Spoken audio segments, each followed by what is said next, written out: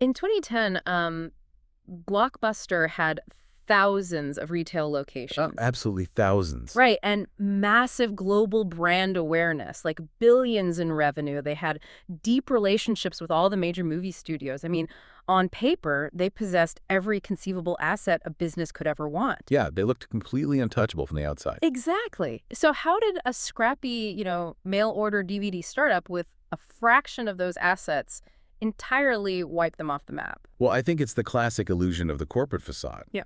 We tend to look at these massive companies from the outside and just assume their sheer size equals invulnerability. Because we see a soaring stock price, right? Right, or we see a slick product line, and we just assume there's a perfectly engineered machine operating underneath all of that. But when you actually rip off the roof and look inside the company, when you really look at the internal diagnostic landscape, that clean binary picture of winners and losers gets incredibly murky. Oh, very murky. A company isn't just a logo or a single product. It's this complex, breathing ecosystem of resources, processes, and highly flawed human beings just trying to work together. Which is exactly why looking outward at your competitors is really only half the battle. If you want to survive, let alone dominate a market, you have to master the art of looking inward. You have to understand your own internal machinery better than anyone else. And that is exactly what this deep dive is all about. We are talking directly to you today, the MBA student, the strategist, the manager who just wants to stop guessing and start diagnosing. Getting to the real root of it. Yeah. Okay, let's unpack this.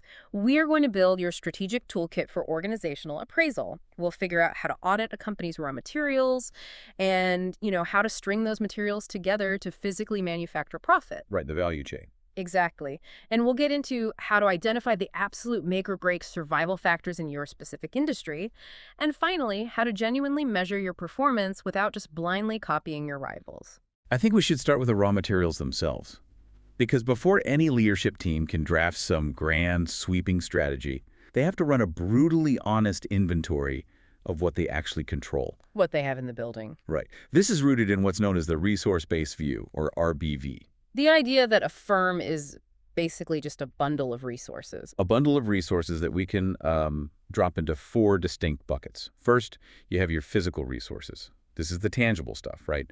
The manufacturing plants, the fleet of delivery trucks, the prime real estate. Things you can touch. Exactly. Second is financial resources. We are talking about cash on hand, access to cheap capital, manageable debt levels, all that. Yeah. Third is human resources. And I don't mean the HR department, but the actual aggregate knowledge, adaptability, and specialized skills of your workforce. Okay, so physical, financial, human. I imagine the fourth bucket is where things get a bit more abstract. It is, yeah, but in a modern knowledge-based economy, it's arguably the most critical. The fourth bucket is intellectual capital. Like patents and stuff. Yes, your intangibles.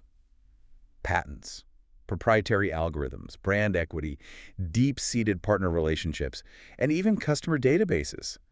I mean, for a company like Google or Coca-Cola, that fourth bucket is worth infinitely more than their physical office buildings. Let me stop you there, though, because having a massive pile of assets doesn't automatically mean you win. I mean, look at WeWork before their collapse. Oh, that's a perfect example. Right. They had mountains of financial resources, literally billions from SoftBank and tons of physical real estate all over the world, but they still imploded. So resources alone can't be the competitive advantage. That's a really vital distinction.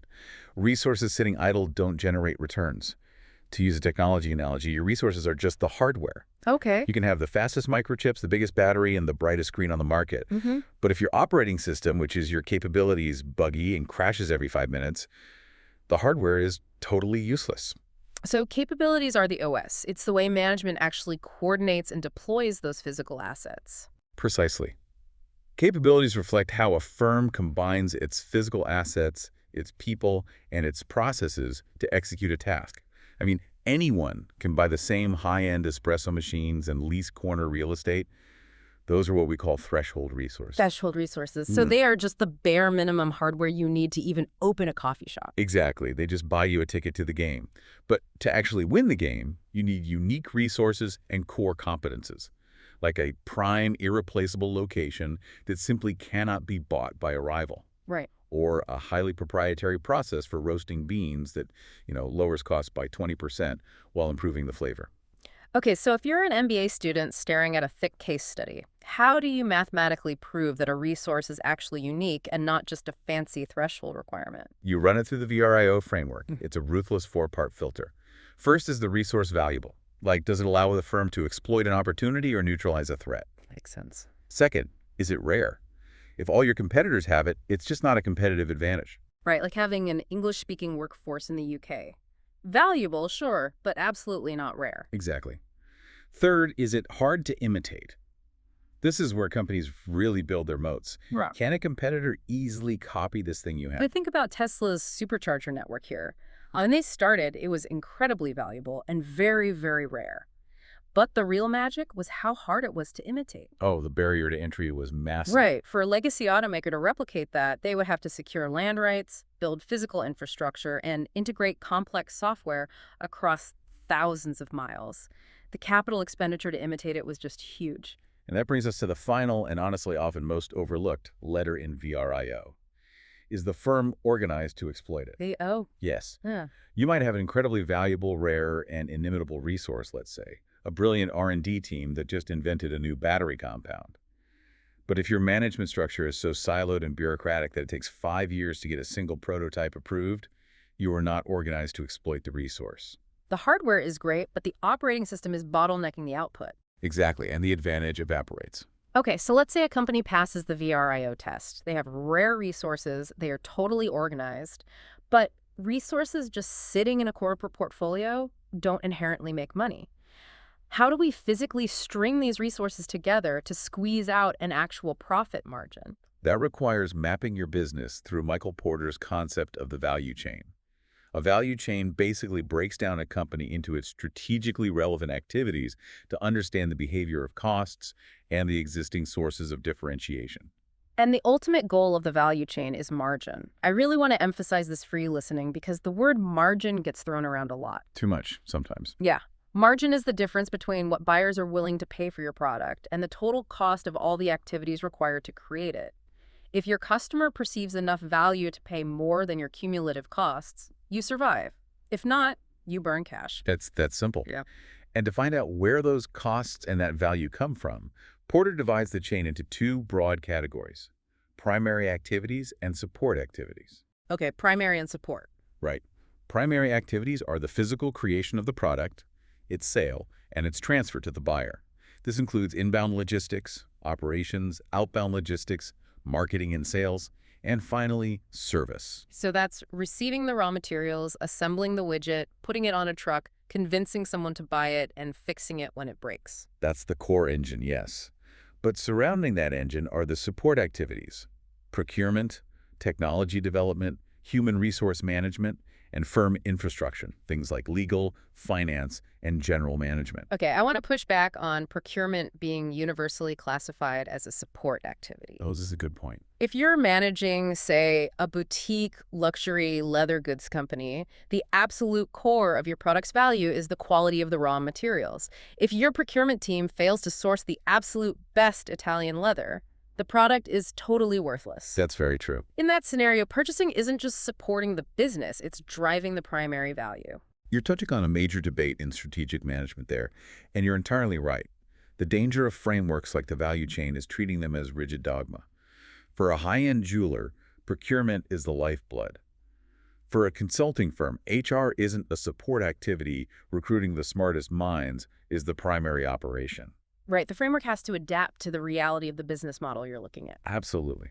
What's fascinating here is that regardless of how you categorize them, the real analytical power of the value chain isn't in just listing the activities, it's in understanding the linkages between them. The friction points. Yes. Yeah. How does the performance of one activity affect the cost or effectiveness of another? Let's say your marketing team, which is a primary activity, runs a massive promotional campaign.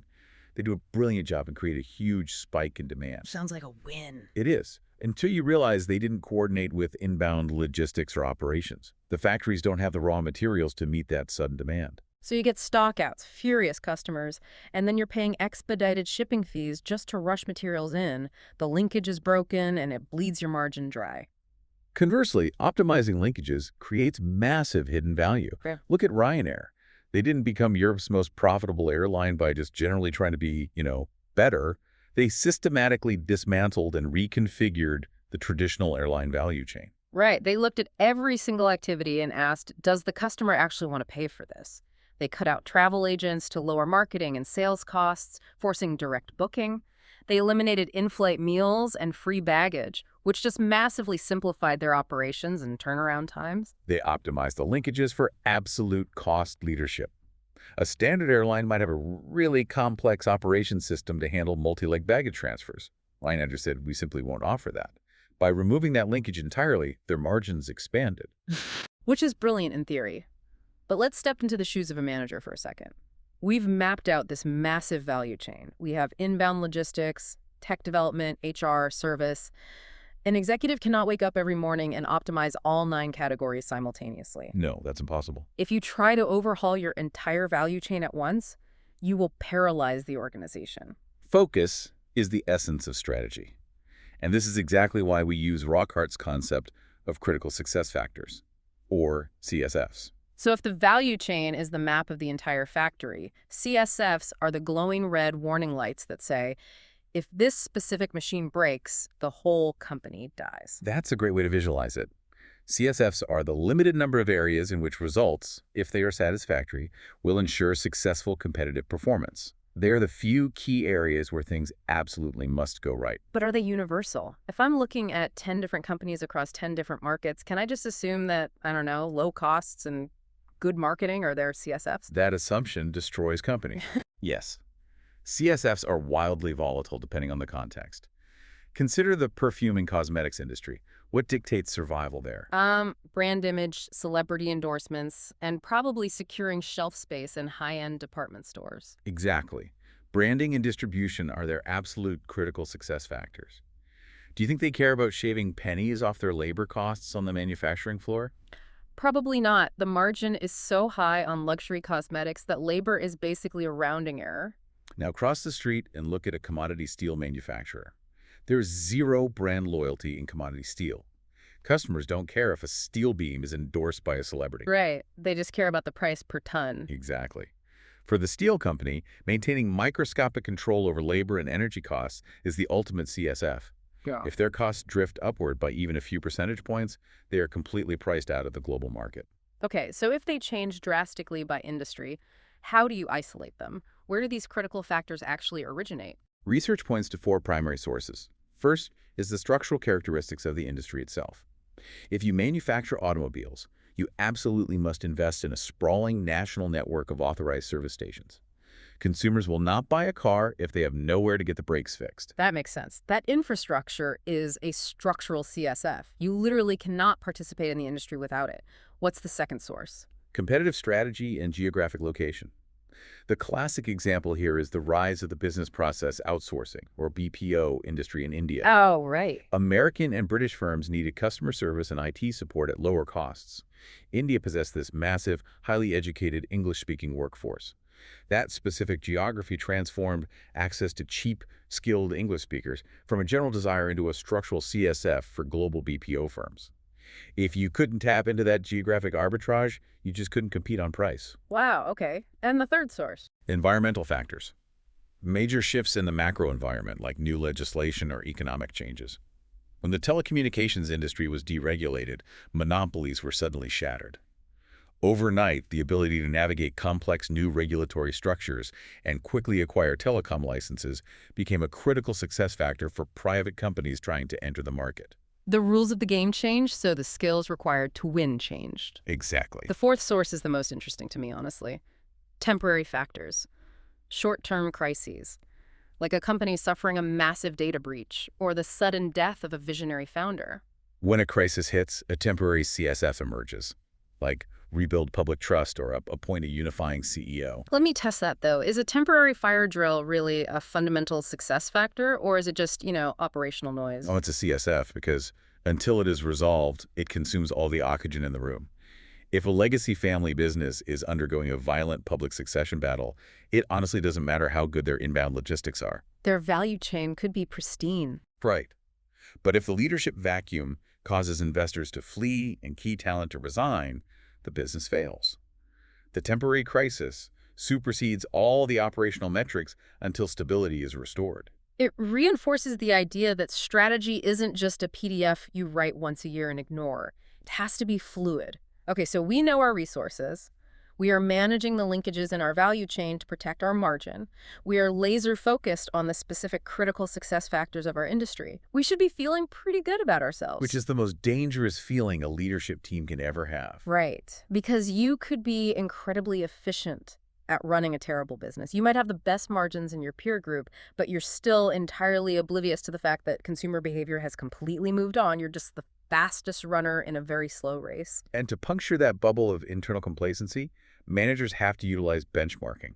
Now, everyone in business knows the word benchmarking. It's thrown around in every quarterly review. But let's be honest, 90% of managers use it as an excuse to just buy their competitor's product, reverse engineer it, and copy their homework. That is product benchmarking. And relying solely on it is a massive trap. If you only ever look at your direct competitors, your strategic ceiling is capped at their level of competence. You will only ever be a slightly cheaper or slightly faster version of them. You're just chasing their tail. True benchmarking is about comparing your business processes and performance metrics against industry bests, and using that hard data to create a burning platform. A burning platform. I love that concept. It's the idea that change is inherently painful, and people won't jump into the freezing ocean unless the oil rig they're standing on is literally on fire. You take the benchmark data to your team and say, look, our cycle time is 40% slower than the global standard. If we don't blow up our existing process today, we simply won't exist in 2 years. It creates genuine urgency. Exactly. And the most powerful burning platforms come from process benchmarking, where you investigate specific mechanisms of action, often looking far outside your own industry. This is where we get to my absolute favorite example from the sources. This perfectly illustrates why copying competitors is a trap. Let's say you manage an addiction treatment hospital. One of the most dangerous moments in healthcare is the handoff, when a patient's care is transferred from the day shift nurses to the night shift doctors. If critical information is lost in that transfer, patients suffer. Right. And if the hospital only benchmarks against other hospitals, they will just get marginal, incremental improvements. They'll adopt, slightly better clipboards or new software interfaces. But if you abstract the problem, the fundamental mechanism you are trying to solve is the seamless, error-free transfer of complex information under pressure. Who is better at that than hospitals? Air traffic controllers. Yes. If an air traffic controller drops the handoff of a Boeing 747 between regional sectors, hundreds of people die. Or think about telecommunications. When you are driving down the highway talking on your phone, your signal is being passed from cell tower to cell tower at 70 miles an hour. If the network drops the handoff, the call disconnects. The mechanism of success in those industries is perfect continuity.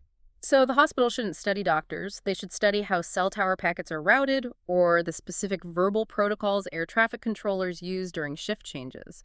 You extract that underlying mechanism and graft it onto your own value chain. That is how you create an entirely new standard of care that your hospital competitors can't even comprehend, let alone copy. It demands an incredibly high level of abstract thinking from a management team. But when executed, cross-industry benchmarking is what creates actual market disruption. So let's pull all of this together for you. We just built out a comprehensive internal diagnostic toolkit. You now know how to look at a company and assess its raw hardware using the VRAO framework to find true competitive moats.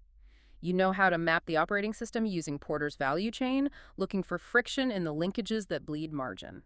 And you know how to identify the highly contextual critical success factors that dictate survival in your specific arena. Right. And you know how to build a burning platform for change using cross-industry benchmarking. If you internalize these concepts, you can walk into any boardroom, ignore all the glossy marketing presentations, and immediately begin diagnosing the underlying physics of the business. But I want to leave you with a curveball. We just spent this entire deep dive building the perfectly logical, hyper-rational strategy. We've optimized the linkages, we've hit our benchmarks, but human beings are not rational machines. No, they are not. And that introduces the silent killer of strategic management, which is corporate culture. We think of culture as a soft metric, ping pong tables and casual Fridays.